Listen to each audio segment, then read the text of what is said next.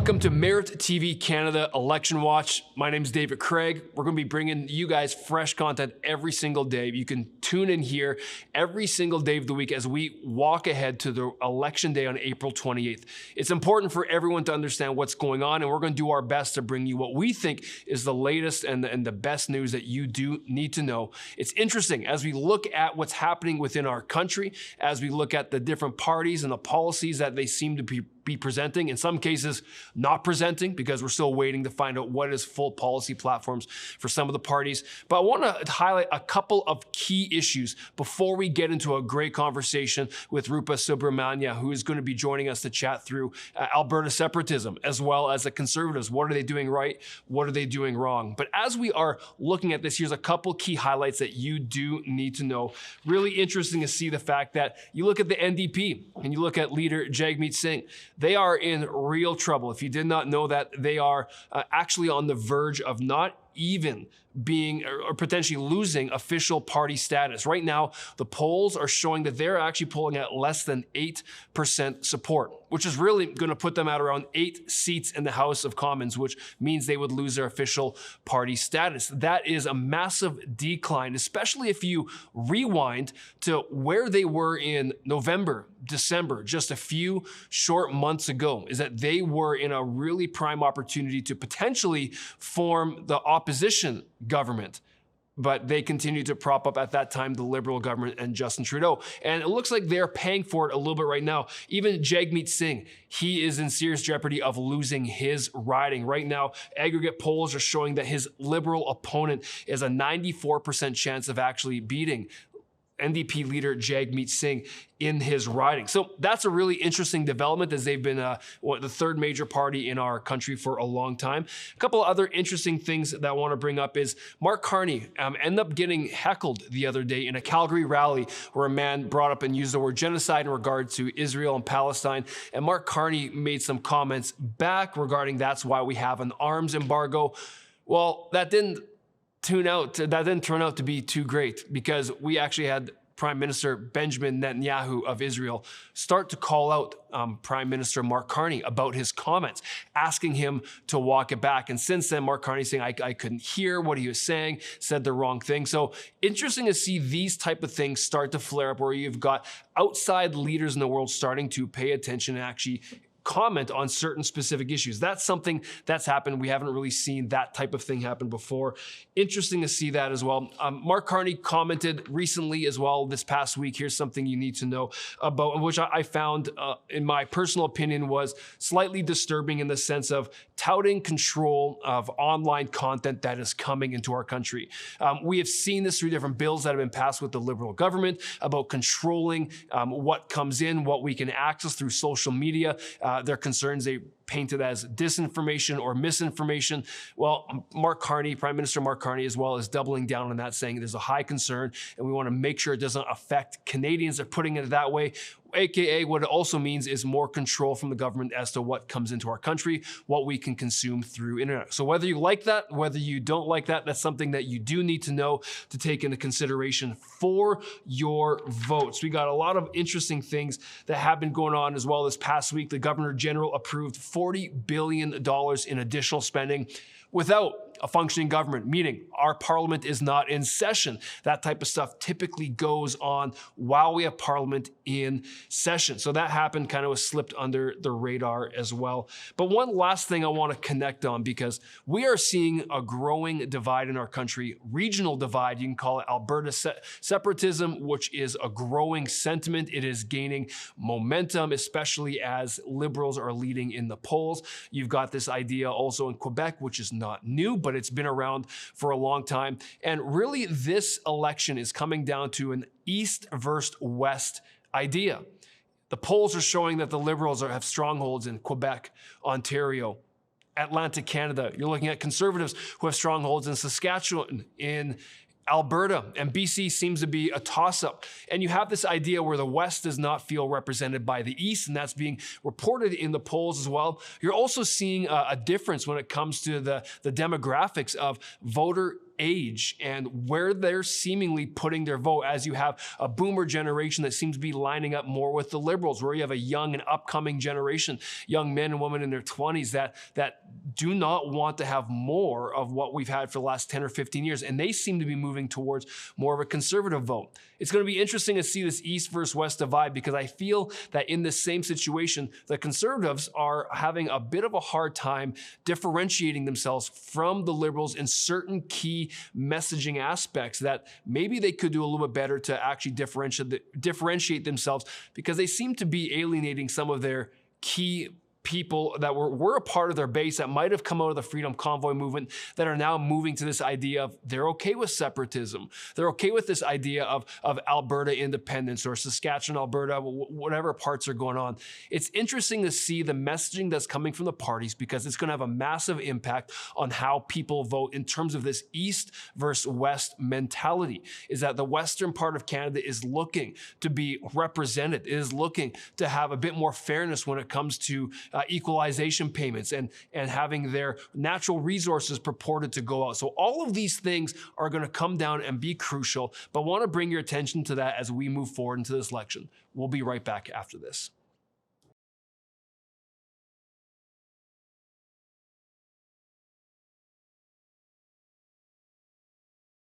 Well, welcome back. I am joined by Rupa Subramanya. Thank you so much for joining us today. I am really excited to hear your thoughts on several key issues that is happening right now in Canada as we're on this road to Election Day. First off, just welcome to the show. How are you doing?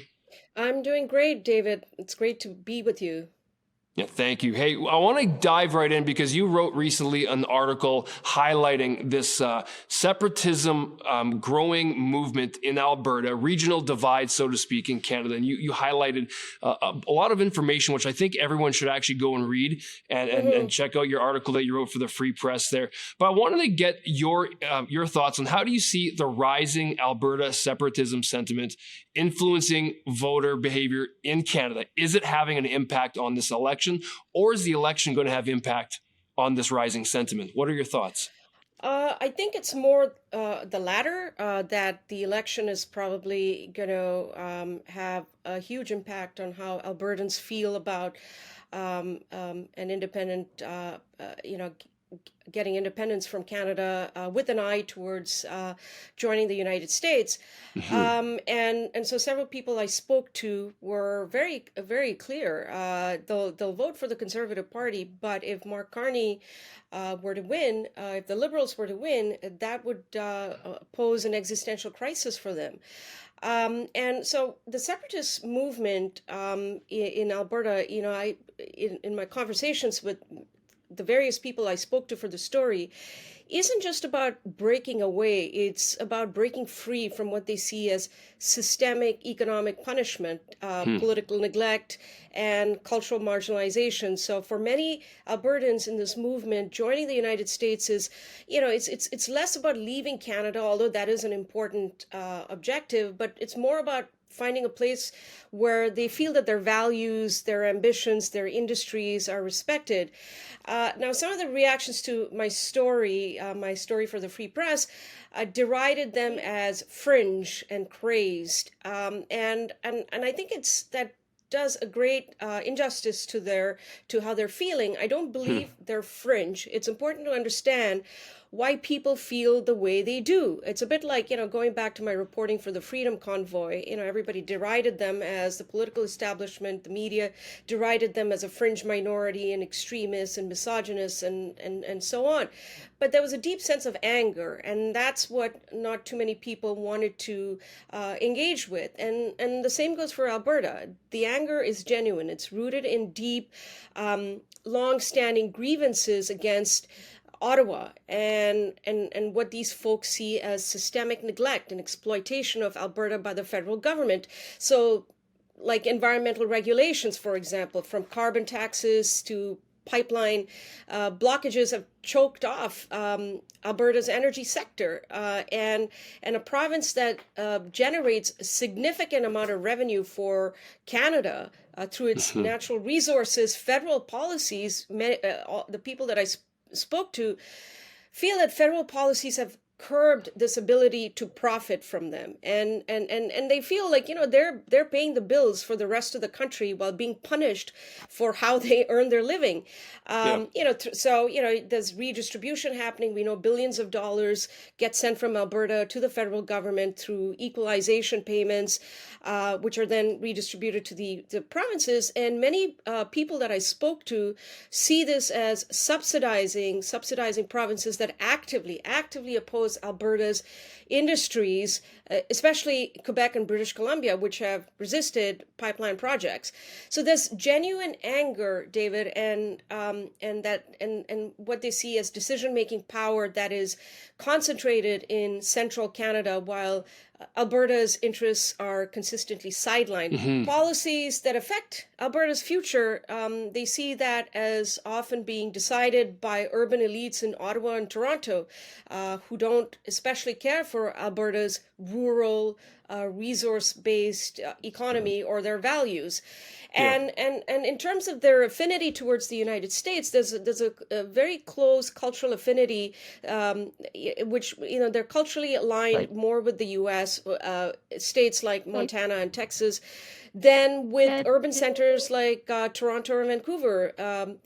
Their sense of individualism, libertarianism, entrepreneurial spirit, and conservative values that often clash with Ottawa's bureaucratic progressive approach.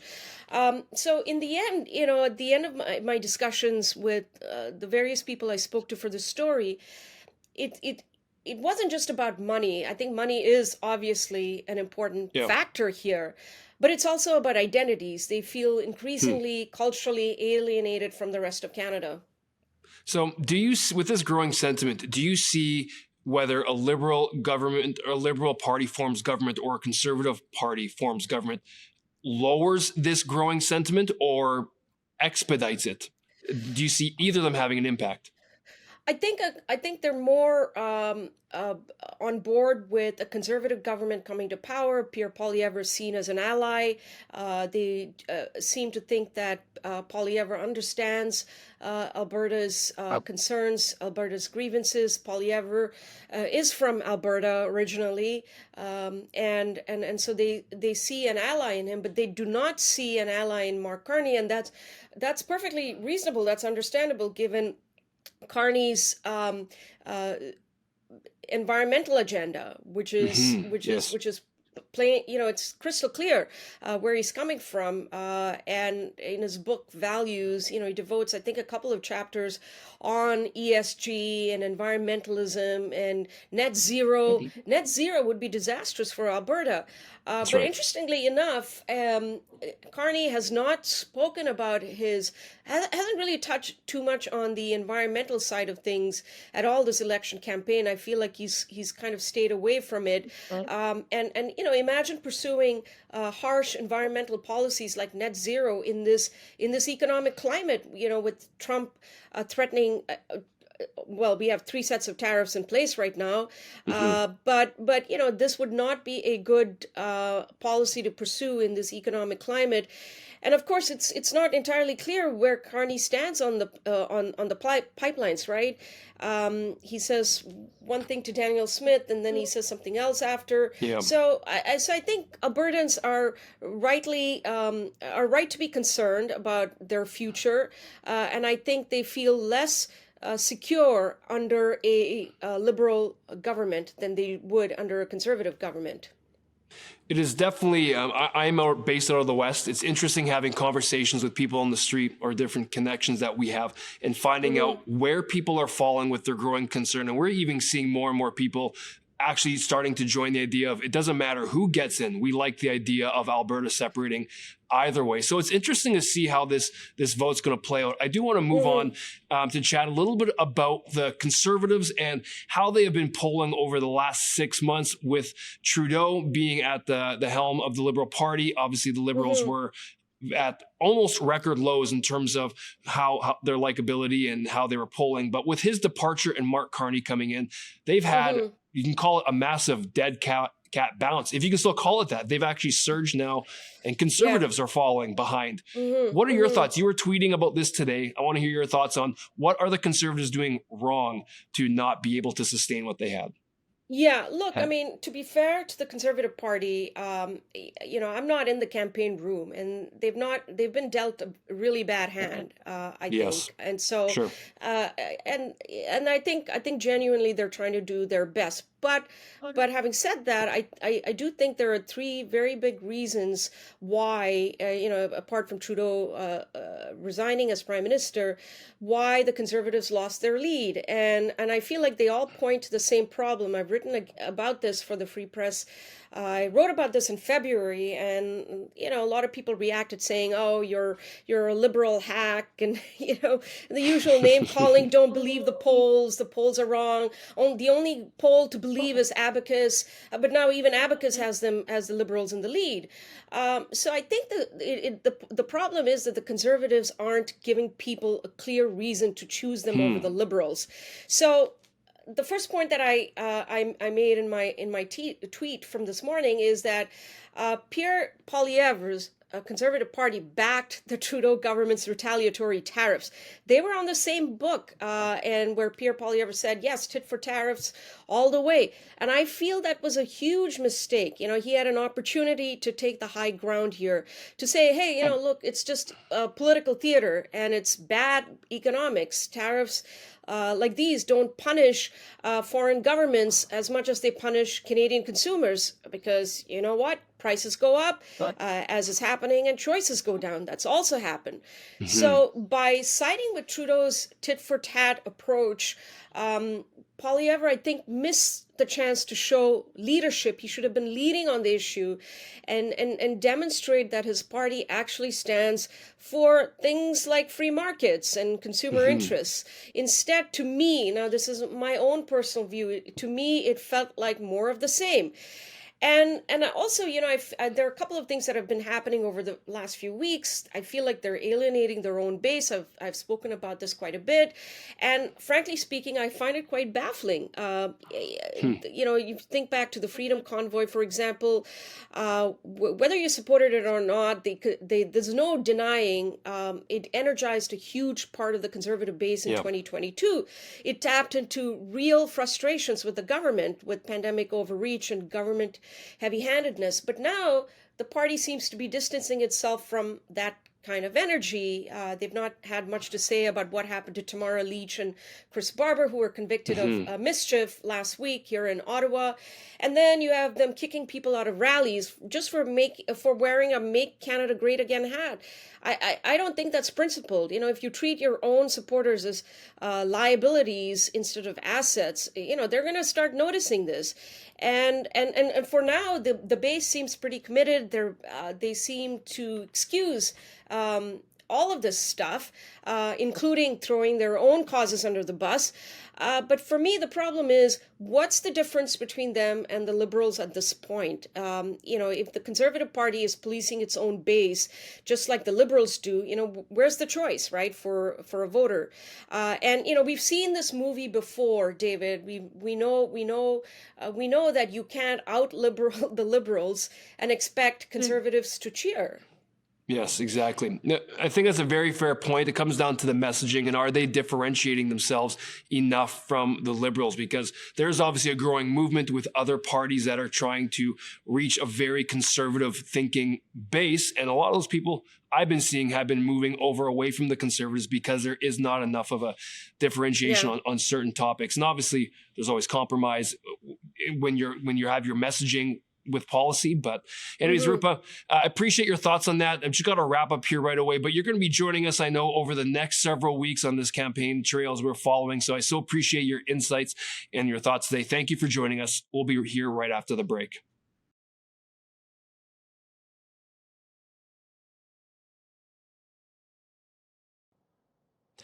Well, welcome back. We've given you guys a lot of things to think about, some of the latest information. There's a lot of great information that just came from that conversation we had with Rupa. Hope you guys enjoyed that. A couple things that are still on the headlines, but I didn't highlight in today's show. I just want to remind you, tariffs are still top of mind because this is something that our government currently, and whichever party forms government after the election, is going to have to deal with. Currently, Canada is not included in this 90-day pause that President Trump has put on on for a bunch of countries regarding their tariffs. And you need to ask yourself the question, because this is going to determine how you vote. Are you that Team Canada approach that we have to fight United States strength for strength? We have to put up reciprocal tariffs. We have to go, let's be honest, we have to go head to head with an economy that is an absolute juggernaut.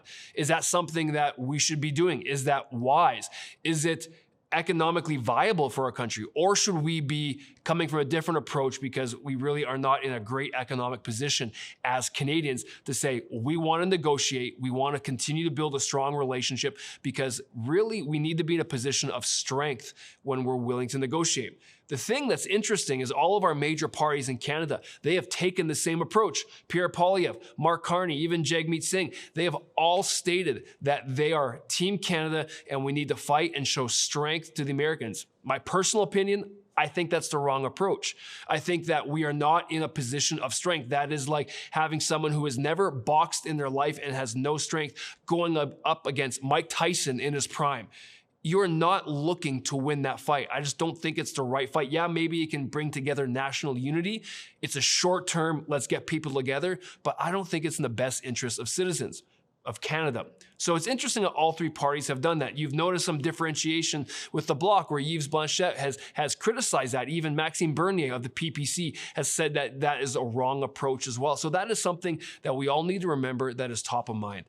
Rupa had some fantastic points and interesting thoughts about the Conservatives and maybe some things that they can do differently. It's also interesting to look at what's happening with Alberta and this growing sentiment, because we have more and more population in Alberta that seems to think that it doesn't matter what party gets in. We like this idea of being independent from Canada. And this vote, whether the Liberals get in, a lot of people believe that's going to accelerate this idea and actually move forward with Alberta trying to have a referendum and having their independence from Canada. Whether or not they become part of the states, we are in uncharted territories. We had a great conversation with Bruce Party last week regarding this. And it's interesting that as we move into uncharted territories, we're going to have to navigate and see what actually ends up happening. That's why this election is so vital, because this election is going to be determining, are we going to continue down the path that we've been on for the last 10 years with the same Liberal Party with a new leader? Or are we going to be forging a new course of responsibility, common sense, as Pierre Poilievre has been stating in all of his rallies? Thank you for joining us. This is Merritt's TV Election Watch. We'll see you next time.